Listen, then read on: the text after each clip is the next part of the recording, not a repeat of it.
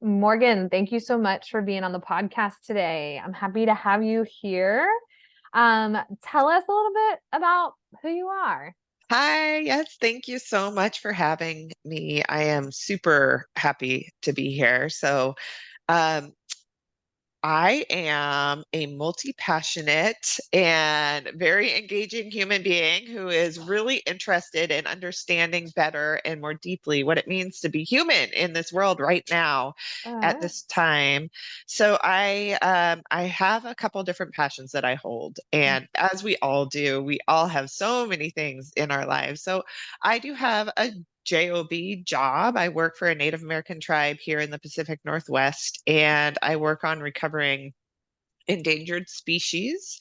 So mostly focused on wow. Chinook salmon, and that contributes to orca whale recovery. So I I feel very passionate about understanding um, how we live in harmony or connected to the resources around us, and how we can be better stewards of these places, these incredible places that we live. And so that's a large part of what I do in the day to day. But of course, for me, in order to really show up in the way that I feel like I need to be able to hold all the big feelings that come from somebody who works in a field where there is a lot of grief, there is a lot of pain that you are addressing every single day.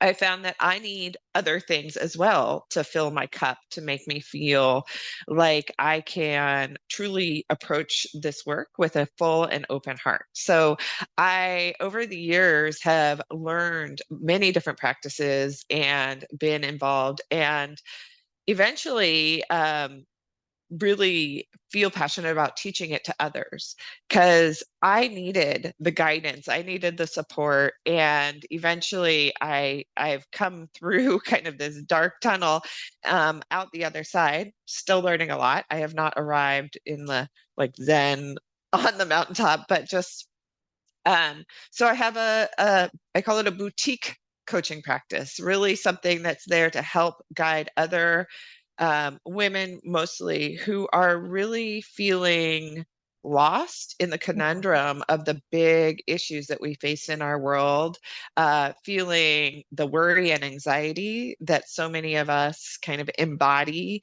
And my role is really to help guide you through, provide with you with tools and resources, and to be able to kind of be a lifelong learner and really meet yourself where you're at and move through it.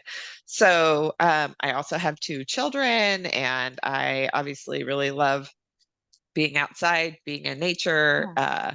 all of that stuff. So that's just a little snapshot of who I am. Oh my gosh. Amazing. Amazing. So, and you are in Washington State, I correct? Right? am. Yeah, Yeah. yeah, yeah, yeah. Yeah. Amazing.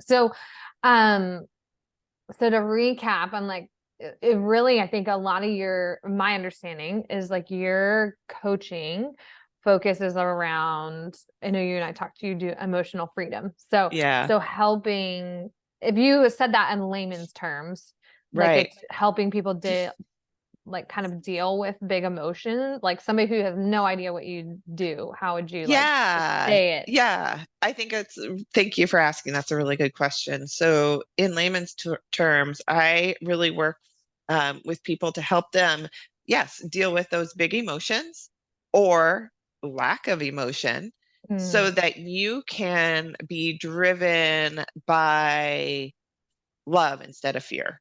So, a mm. lot of these times, these Oh, big so good. anxiety, these big worries, these big anger that we're experiencing are coming out of these places of fear.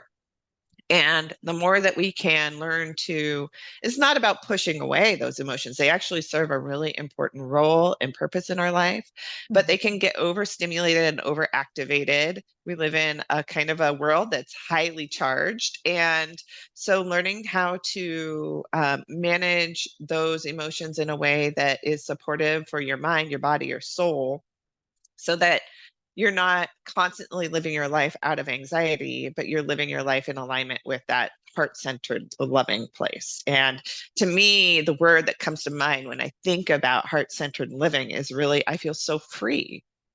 Oh, that's I'm good. not being driven by that fear. I'm free to be me. I'm free to accept myself. I'm free to accept others.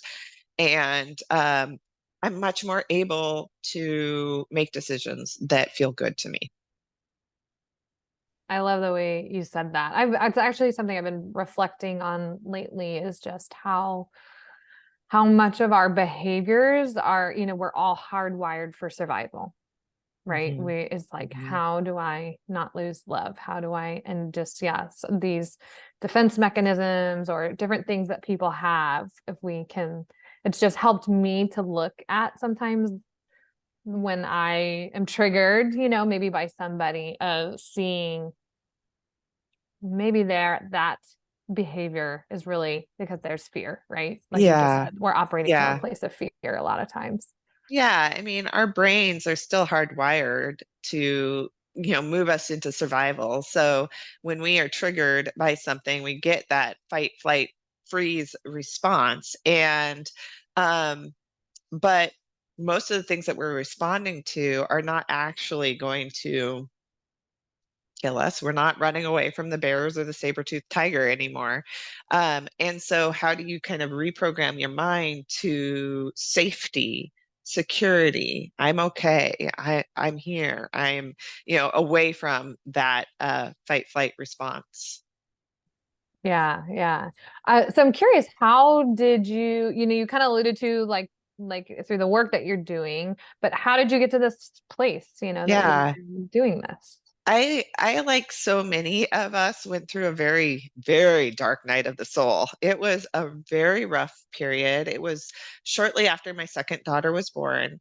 And I think there's a lot of things that contributed to that time and that period in my life. And it was like, sometimes I feel like we have to have these really challenging experiences in order to wake us out of a slumber or wake us out of unhealthy patterns. I just was one of those lucky people that really needed a lot. So I kind of was like, oh my goodness, how Yeah. much more can one person hold? So, things like I had a history with depression. And so after my second child, when you're trying to super mom and hold it all together and go back to work and dealing with the hormones and all those things, I really experienced pretty severe postpartum depression. And then at the same time, there was some information being revealed in our family, and there was some really challenging family trauma that we all had to go through. I was constantly in conflict and worry with others in my family. So I was just in this state of disarray. And it took, 5 years or so of showing up consistently for myself, constantly learning to question my thoughts and my beliefs and what was coming up, setting really strong boundaries, which felt really uncomfortable, but were necessary at the time, and constantly working through it. Giving up things that were not healthy. I gave up alcohol. I gave up, certain relationships that weren't working, and over time, slowly, slowly, slowly, I feel like I was able to peel back those layers, and really rebuild my foundation. So I always think of it as like I built my foundation on quicksand when I was a child, and Oh, wow. and that quicksand what really contributed to all the worry, all the anxiety, all the ruminating thoughts, all the pain, all the fear. And I just got this opportunity to completely move my house and build my foundation. It was painful. It was so painful to go through. Um, but I'm so grateful for it now. There are still things to work on. It's not, like I said, I've not arrived in the Zen place on the mountaintop. I'm still in the work. I'm still doing it. I'm still having to practice, but my day-to-day life experience is 180 degrees difference, complete turnaround.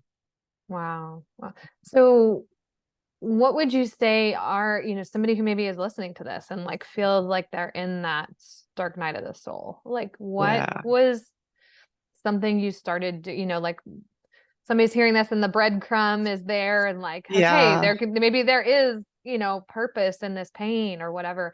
What were things that started shifting? What does your process look like, I guess? Yeah. For me, I found that there's been four really central themes that have continued to show up and really support me in being the type of person that I really wish to be. One of those is being very intentionally connected to nature. And when I talk about that, it's not just going out for a hike with friends and talking and blah blah blah blah. It's really learning how to be quiet and still and observe and just really feel into the the place that you live, the nature that you're connected to. I think that, you know, if you are really connected, you see it's constantly changing. It's constantly growing, going through cycles of destruction and then rebirth. And for me, that provides such a supportive and helpful metaphor because it gives reason for those painful, destructive times, those dark night moments.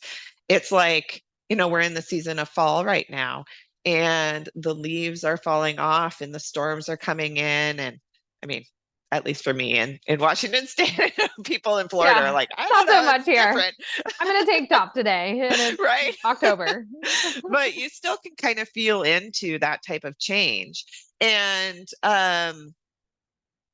we so often fight and resist that destructive time.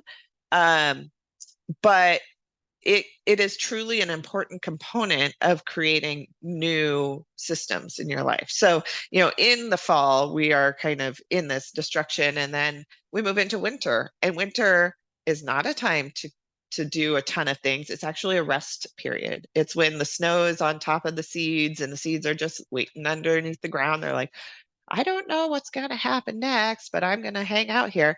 So, and then you get into spring, and that's when you start to birth. And so, all of us have this in different aspects of our lives, in our parenting, in our relationships, in our work, in our relationship with ourselves.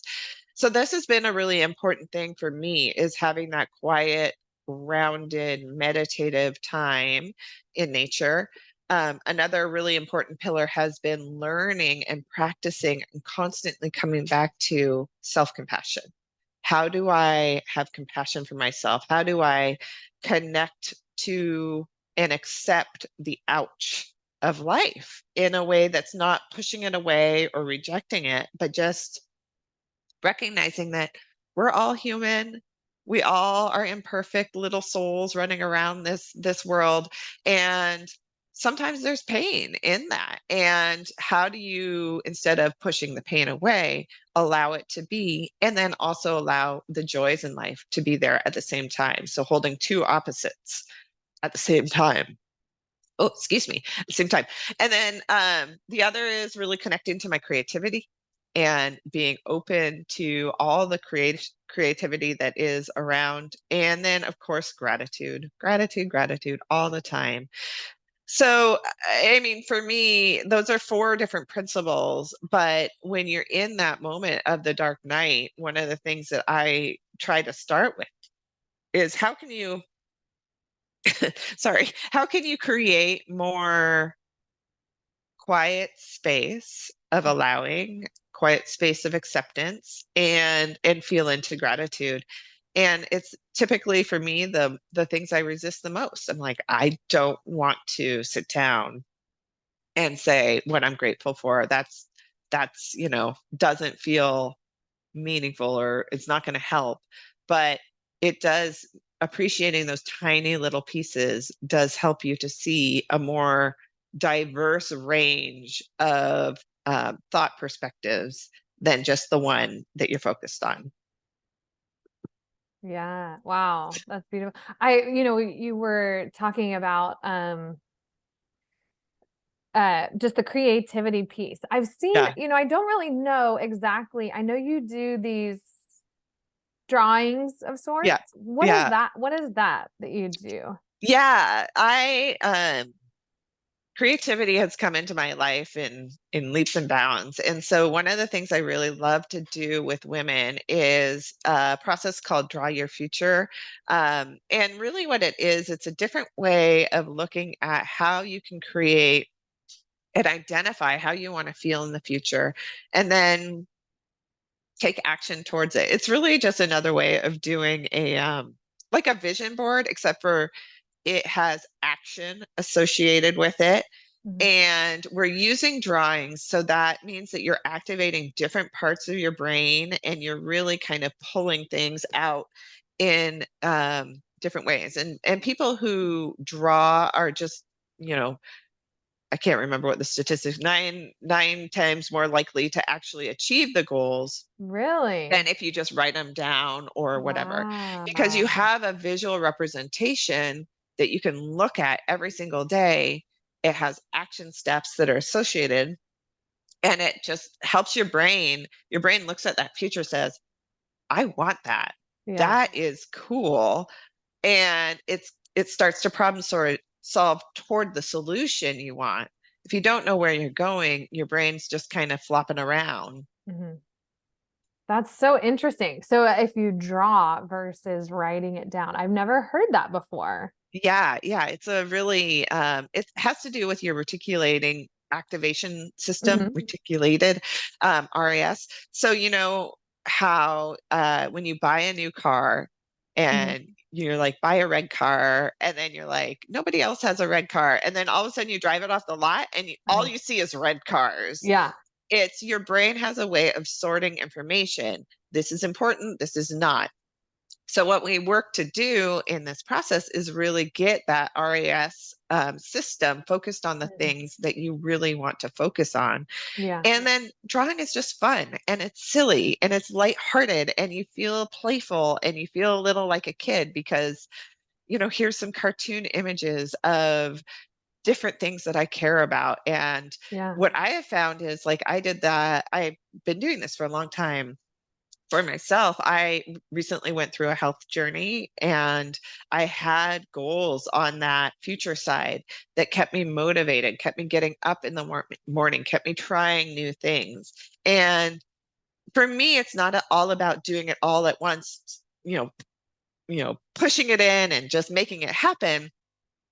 It's like, okay, if this is my goal, where do I start? Try that, then add a little bit more, then switch to this. And over time, you start to find your path. It's not just a one and done, just do one thing and you're there. Wow, that's so interesting. Yeah, yeah, definitely. It's like take action and then that's definitely been my journey of like take some action, redirect, take some action, Yeah. redirect. Yeah. Yeah.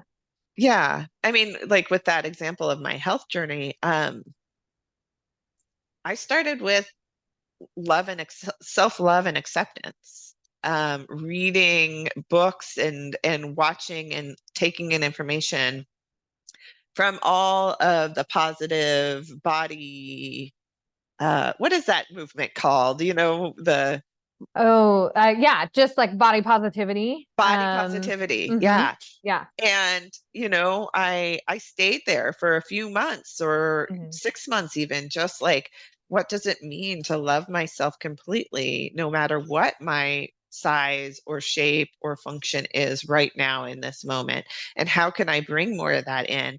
And then I started thinking, well, I want a little bit more energy. So then I went into like hormones and how can I look at and work with a naturopath or somebody like you to um, adjust and move. And then I started to think, well, I really would like to strengthen my body. So I found a trainer and I worked with the trainer and I started to feel this like incredible sense of power come from me.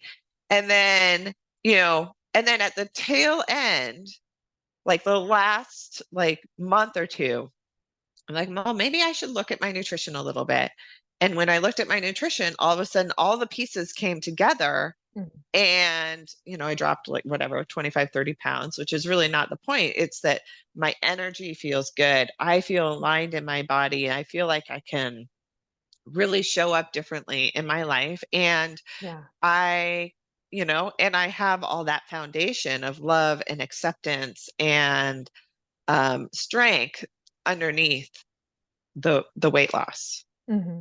Yeah. Oh my gosh. I love that. Yeah. And just not, I love that approach of not, I think we can approach health stuff with all, especially diet, Yeah, diet and exercise. We're starting the diet Monday and we're going to be super strict, all or nothing. yeah, And I think too, I know for me, self-acceptance has been very difficult, yeah, and that too, that can trigger it, if I'm going to do this diet and when I don't do it perfectly, then I'm mad at myself, and there's this shame and guilt and blame towards myself of, oh, I didn't do the plan perfectly. So yeah, anyways, we yeah. could go off on a tangent on that. Yeah, I mean, but I do think it's such an important point, and to know that, like, and that's a part of the self-compassion practice that I have been learning and teaching myself, is when you do find yourself in those thought patterns, it's so easy to go from I shouldn't do this to I'm a bad person. There's this spiral that happens that takes you into this space of shame. And when you're there, in that shame spiral, it's so easy to feel so alone. And so, one of the practices, there's kind of three components of self compassion, as in the way that I think about it. One is having mindfulness around the thoughts, feelings Mhm. that are coming up, and noticing, oh, wow, I had the cookie and now listen to what's happening in my head. Like, what's going on? So that's the Yeah. mindfulness. You're catching yourself, you have that presence. The second is connecting to common humanity. Like, I know I am not the only 40 something mom in this world who struggles with these sorts of thoughts, these sorts of behaviors, these sorts of things. And so having that sense of, like, I bet even in this very moment when my mind is spiraling, there's another woman out there right now who is also having Mhm. that spiral. And can Oh, I so good. connect my heart to her right now and just know that I'm not Mm. alone? So that's a common humanity. And then the third component is, how can I cultivate self kindness? Mhm. And oftentimes we say things to ourselves that we would never say to anyone else. Mhm. And so, how can I instead be my own inner ally, my own inner friend? And so, the things that I tend to do is, like, I will put my hand on my heart and I'll say little phrases like, "Ooh, may I love and accept myself just as I am. May I forgive myself for my imperfections. May I feel peaceful. May I feel love." And just as anyone deserves to feel love. And in doing that little pause, like recognizing, ooh, this is a moment of ouch. There's other people who are ouching right now. And giving myself some reassuring thoughts, I can often now stop that spiral Yeah. and come back to myself. And then I'm making decisions out of a place of love. Mm. Like, I have the cookie because, Gosh. oh my gosh, my daughter baked those cookies. She was so proud of herself. This was a really connected experience. And I'm Mhm. eating this with so much love and compassion and just connection, versus I'm shoving cookies in my mouth because I'm feeling like guilt or whatever. There's different ways that you approach that. And now I'm looking at and working, and it's a practice. I've, in and out of, like, I love my body, I love myself, I love my energy. How do I fuel that feeling of love? What does a person who loves their energy consume in a day? And that's consumption of thoughts, that's consumption of food, that's consumption of media, that's consumption of all that stuff. Oh my God. That's amazing. Yeah. I love, love what you just said. Oh, Yeah. yeah. That I feel like that is like like if anybody's gonna take anything away, you need to rewind, listen to that piece again. I mean, that Yeah. was so huge. I know for me, when you started to talk about just feeling alone, I know for me, I can have something I've worked through a lot. It's like a lot of shame and guilt, when I feel like I haven't done things right, or I've Yeah. made mistakes, I can my parents have always, my mom especially has always said that. She's like, you're always your worst critic. And I Yeah. know that I isolate is my tendency Yeah.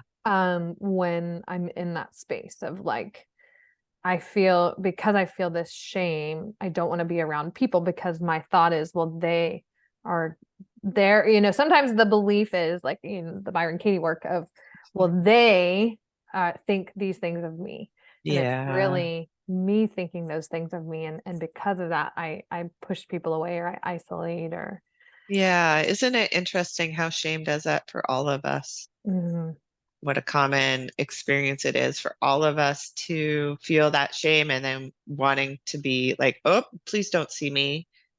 I, you know, Yes. I'm I'm an imperfect human and I can't be seen until I'm perfect. And I really do feel like I have a very long journey also with perfectionism. And my perfectionism came out of a space of just not wanting to rock the boat in my family, not wanting to, like, if I rocked the boat and wasn't perfect, then the world, might see imperfections in our family. And that felt scary and unsafe. And so, also finding love and compassion for that part of you that is still just that old operating system that you learn pre 7 years old and Yeah. say, okay, yeah, I see that. And now I am old enough to be able to do things a little differently. So thank you for all the work that you've um, provided for me, perfectionism. I love you. I accept you. You can sit at the table with me, but you can't drive the ship in. Wow. Yeah. That's so good. I'm curious when because I know for me Yeah. now raising children, I have little children, but I'm going, oh my God, am I gonna screw my child? I can see behaviors that I learned, same thing, Yeah. perfectionism at an early age as a way to cope or whatever. I find myself, drawn to doing work like this because there's this like, I want to try to give my kids a leg up from what I had. I mean, Mhm.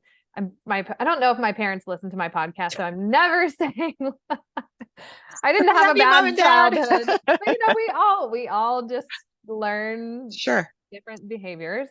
Um, when women work with you, are you finding, are they moms? Are they maybe in a rough stage of life? Like who Mhm. are the women that you coach Yeah. in your business? Yeah, I often work with moms, Mhm. but not everybody is a mom. Um, but our children are our greatest teachers, and I think that we can often put so much pressure on ourselves, especially in this world of resources that we have, of information, um, to do it all right so that we don't mess them up. Mhm. And it is very challenging, but the approach that I have been working with myself on is like, what if it's not my job to prevent them from experiencing pain, to um, prevent them from experiencing failure or challenge? What if they are intended or meant to have these challenges? So one of my daughters, we are working on she has some neurodivergence, basically. She is, um, there's a lot going on, and I can't solve her problems for her. And the thing that I can do is be as centered, calm, and loving as I can, accept all of her, even the massive meltdowns that can last hours and can be result in some like physical challenges. Yeah. And when I don't behave at my best, when I do yell or I do have a moment of misalignment, how do I come back to myself, forgive myself, and then go back to her at an appropriate time and just repair?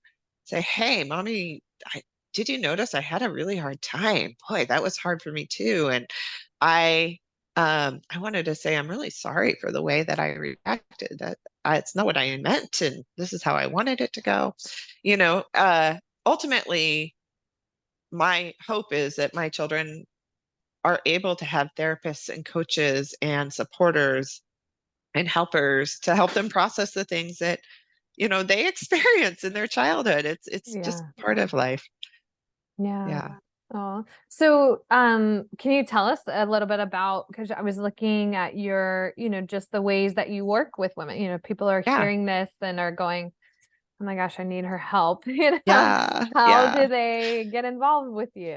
Yeah, I like to work with women on a very personalized, customized approach. And so I often will try to just connect with people, learn more about where they're at, and then we can talk about what are the right tools and resources and process that really you're seeking and needing. I'm trained in hypnotherapy, and I have Reiki, and of course, the work of Byron Katie, which we haven't even touched on, is a huge part of my practice. So I do teach tools, and then we also practice tools together. And to me, it's really about co-creating an experience and being able to move together and find that path and shift and be a support for each other. So that's typically the way I like to work one-on-one. I am working on developing some group programs. So just knowing that not everybody is really seeking that, but you might be looking for more community, more connection, an ability to connect with other women who are also care about nature, care about self-compassion, want to practice gratitude. And so I have a couple mechanisms that I'm working for that right now.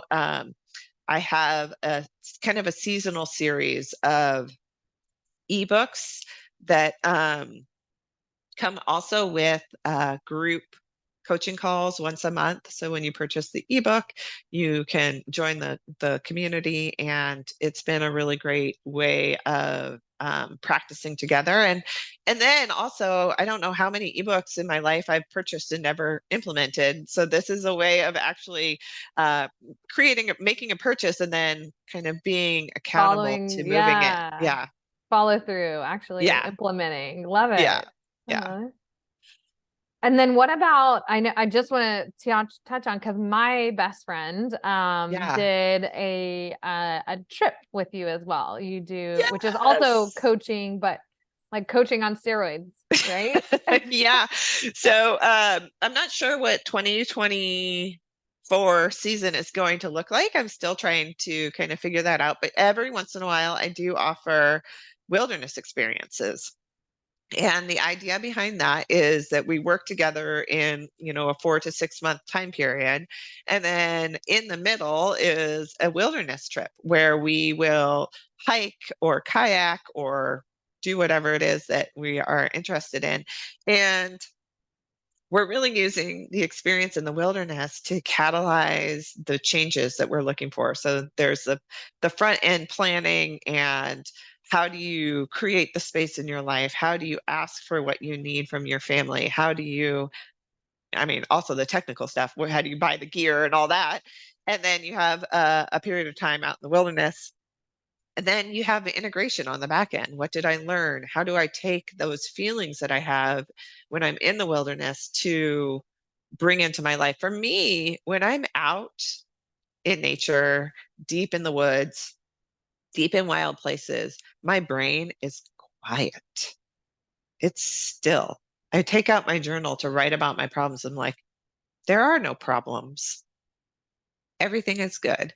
Oh, And that's that amazing. feeling of spaciousness and stillness is then what I work to cultivate in the hustle and bustle of life. I love that. I love Yeah, that. it's an anchor point. Yeah. Wow. Wow.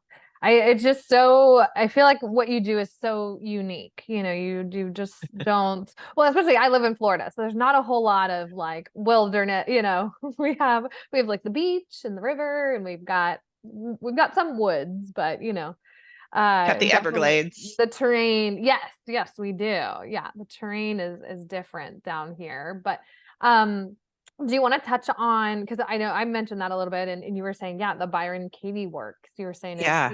kind of the biggest part of that. That's kind of a tool maybe that somebody might even, look into. Yeah, and it's amazing. The work of Byron Katie has really changed my life, and I teach it in a coaching program that we're both involved in, and then also use it in my own coaching practice. And to me, it's you can just Google it and you can learn a ton about it. Just listen to people practicing. But it is a way of um, questioning your thoughts and beliefs, a way of being able to be curious with your mind. Like, wow, why is this thought here? How does it make me feel? And then diversifying the way that you're thinking about a situation. So often we have a situation that happens and then we get stuck in a rut of one way of thinking about it. And we can often ruminate and just kind of continue to think about it that one way. But with the work of Byron Katie, it allows you to see more diversity in the way, other ways that it could also be true. So to me, so much of my life is about holding that two polar opposites can be equally true at the same time. I can have love and joy and happiness, and I can experience deep grief and sorrow and pain at the same time, even about the same situation. And the more that I can hold both of those in each hand, Yeah. the more I'm able to kind of um, see life with more equanimity, with more ability to like not have to be one way or another, but to be okay with moving between. Mhm. Yeah. Yeah. Wow. And that's what you were saying. Yeah, they can Google it, right? Isn't it just at Yes. the work, Thework.com, I think it is. Yeah. thework.com? Yeah. Yeah. Yeah. And then there's a podcast she has at home with Byron Katie. Got YouTube it. has a lot of basically what it is there's a worksheet, people fill it out, and then Byron Katie or others like me help people look at, question, feel into the worksheet, and then explore those turnarounds. Sometimes when you're just doing it yourself, it can be a little hard to see. So it's helpful to have a guide or support network to move through that. Got it. I was on, my dog is barking right now. So I don't know if I'll edit this out. I'll probably just leave it as is, but okay. So if just people hearing this, where, we'll put, you obviously have a website and links and stuff like Yes. that, but if somebody's looking to, hear more about you, learn more about you, I believe you have a podcast as well and website and all those things. Tell us about Yeah. I have had a podcast in the past. It's still up, though not very active. But if you ever wanted to hear more, learn more, sorry, Wild Women, Wild Soul. Forgot my water bottle. Usually I have my water bottle with me. And Oh, then yes, necessary. I know I am like most active on Instagram at Morgan Ruff Uplift. And you can find me at morganruff.com, which is my website. Wonderful, wonderful. And then you have a free 14-day gratitude challenge I saw on there. I do. Yeah. So if you Awesome. are looking to start your gratitude challenge, I Mhm. think it's a great way to start. You get a daily email and all sorts of Mhm. different small ways that you can reshape and change the way you're Yeah. practicing gratitude. Yeah, I love that. I love that. Well, and you and I talked this episode, even though we're recording in October, this Yeah. episode will come out closer to the holidays, which I think is a great time, right? Sometimes we can just get so overwhelmed, or even too, just the holidays, when there's been pain in the past, right? The holidays aren't Yes. necessarily a happy time Yeah. for people. So maybe bringing something like this in, can really start to move the Yeah. needle. Yeah, I think so. And again, it's not about dismissing the pain or just, not experiencing pain, but it's about giving yourself an opportunity to hold both. I Yeah. love that. I love that. Oh, well, Yeah. thank you so much, Morgan. Is there any other like ending notes you wanna? I mean, you just did one right there, but this conversation has just been so rich. I just appreciate you coming on and sharing today. And I just encourage everybody to check out, what you do and all the things that you do and get Yeah. involved. So No, I really appreciate that. And I am so grateful to be able to come here. And I hope that learning about self-compassion and gratitude and connecting to nature and creativity. I hope that that sparks in others what it's done for me, and that you can begin to explore yourself this journey of self-discovery. It's quite the wild ride. Wild women, wild women, wild soul. There we Wild go. women, wild soul. Yes. Wonderful. Oh, well, thank you so much, Morgan. Thank you.